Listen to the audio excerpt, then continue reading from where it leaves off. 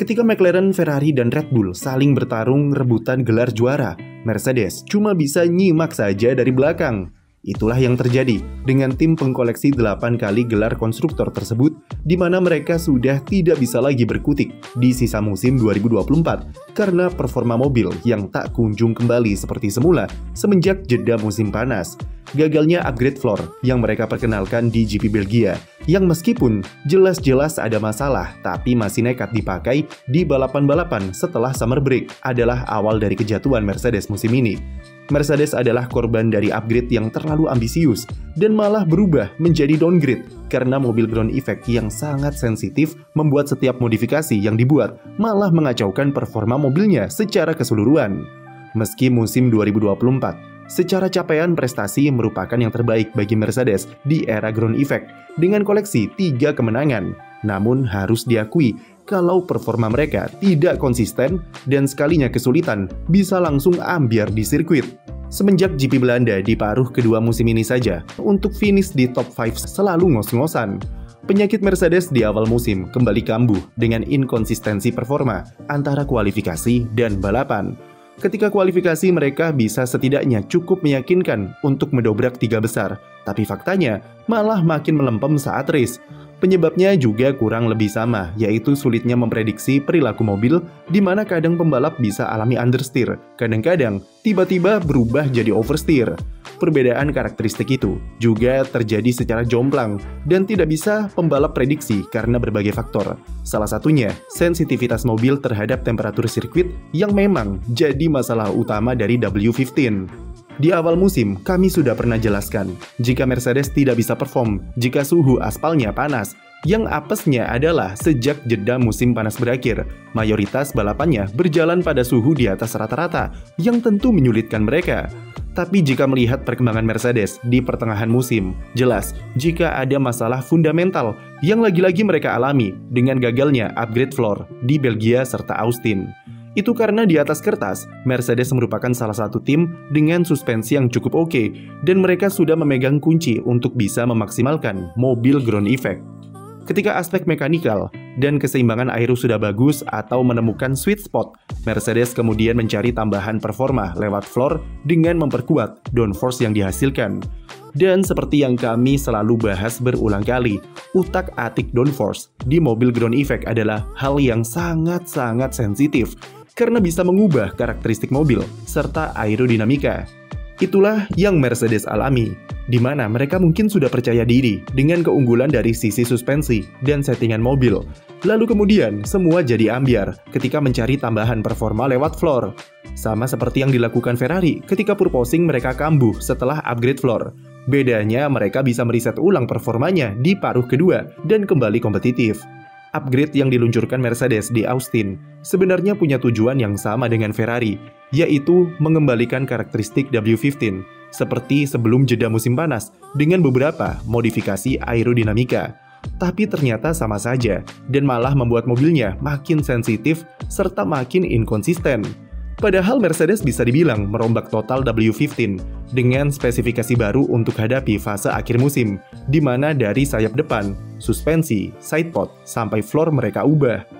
Yang paling terlihat tentu perubahan konsep inlet sidepod yang akhirnya mengikuti tren dengan memasang desain overbite dengan tujuan untuk memaksimalkan airflow yang masuk ke undercut sidepod. Mercedes tidak mengubah bentuk dari lubang inlet di bawahnya, yang menurut kami sedikit terlalu besar dan bisa memicu rusaknya airflow yang mengalir di undercut karena udara buangan dari pinggir inlet.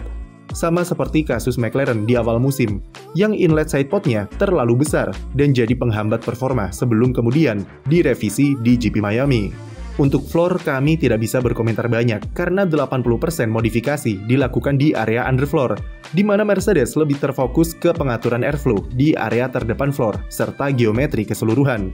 Intinya adalah Mercedes ingin mempercepat aliran angin yang mengalir di terowongan Venturi, yang tentu otomatis bakal memperkuat downforce yang dihasilkan. Mercedes mengklaim kalau upgrade Austin adalah evolusi dari floor spesifikasi Belgia yang gagal, dan mereka berharap modifikasi baru bisa memperbaiki masalah yang dialami sejak jeda musim panas. Pada awalnya memang terlihat meyakinkan, di mana George Russell nyaris raih pole di sprint dan cukup kompetitif di kualifikasi. Tapi ketika race, problem inkonsisten itu masih ada, dengan degradasi ban yang masih kelewat tinggi dibanding rival-rivalnya. Yang jadi perhatian tentu 3 insiden berturut-turut yang penyebabnya sama persis. Di kualifikasi GP Amerika, George Russell melintir dan menabrak tembok di tikungan 19 setelah melindas bump atau aspal bergelombang ketika berbelok. Saat race, Lewis Hamilton mengalami hal yang sama dengan melintir di tikungan 19 dan terjebak di gravel. Bahkan di sesi latihan bebas, Hamilton seakan-akan sudah dapat peringatan karena ia juga sempat melintir setelah melindas bump di tikungan ketiga.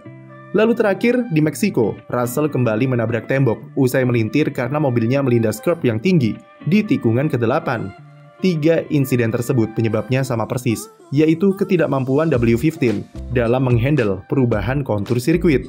Wajar jika Hamilton langsung menyalahkan upgrade dari W15 yang menyebabkan mobilnya jadi sangat sensitif dengan kondisi-kondisi yang seharusnya tidak membuat mobil melintir begitu saja. Meskipun Mercedes sempat denial, tapi pada akhirnya mereka mengakui jika settingan floor yang terlalu rendah jadi penyebab mobilnya sangat sensitif terhadap kontur aspal. Ketika melindas bump atau curb yang tinggi, floor otomatis akan alami stall atau kehilangan downforce secara seketika, yang berujung ke Russell serta Hamilton yang alami spin. Russell juga berpendapat kalau setelah upgrade Austin, inkonsistensi performa yang ada sekarang adalah yang paling parah sepanjang musim. Insiden tersebut tentu sangat merugikan bagi Mercedes, terutama di era cost cap seperti sekarang. Kerusakan yang terjadi di GP Meksiko sangat parah dan memaksa Mercedes untuk menyerah dengan menghentikan upgrade mobil di sisa musim 2024. GP Brazil akan jadi terakhir kali mereka berikan komponen baru ke mobil W15, dan itu pun karena terbatasnya suku cadang. Tim mempertimbangkan untuk saling bertukar spek antara kedua pembalapnya. Hal tersebut sudah dilakukan Mercedes di GP Meksiko kemarin, di mana Russell terpaksa memakai mobil campuran spek Belgia dan spek Silverstone, sedangkan Hamilton memakai spek terbaru. Di Brazil nanti baik Russell atau Hamilton akan diberikan upgrade yang sama, namun akan ada beberapa perbedaan modifikasi atau bahkan dicampur dengan spek lama. Nantinya, tim akan menyesuaikan pemakaian spek sesuai dengan performa pembalap di setiap akhir pekan pada sisa musim ini. Kesulitannya Mercedes semakin membuktikan seberapa sulitnya untuk memahami mobil ground effect. McLaren mungkin sekarang jadi satu-satunya tim yang meskipun sudah berulang kali meluncurkan upgrade, tapi karakteristik mobilnya tidak berubah dan tetap kompetitif di depan, meski memang ada sedikit penurunan performa. Red Bull saja musim ini sempoyongan dan dibuat pusing dengan performa floor yang tak kunjung membaik. Brazil mungkin juga tidak akan jauh berbeda dari Austin dan Meksiko, meskipun Mercedes keluarkan floor baru lagi di sana. Meski George Russell memiliki kenangan manis di mana kemenangan pertamanya didapat di Interlagos, namun jelas dengan posisi seperti sekarang sulit untuk mengulanginya lagi.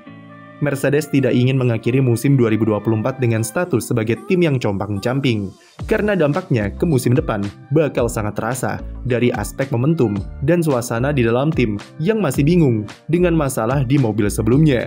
Untuk sekarang Mercedes masih belum menemukan jawaban atas misteri dari regulasi ground effect, dan mungkin Toto Wolff sangat ingin beli mesin waktu untuk segera skip ke regulasi baru 2026. Sekian video dari kami. Jangan lupa beri like dan subscribe untuk konten F1 lainnya.